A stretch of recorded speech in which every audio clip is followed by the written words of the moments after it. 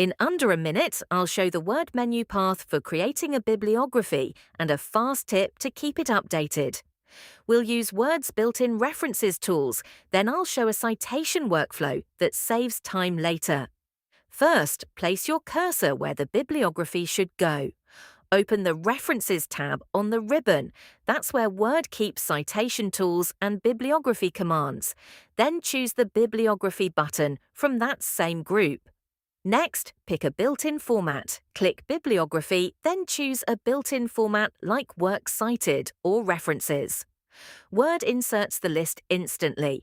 If you prefer the keyboard, Alt+S opens the bibliography menu in many Word versions.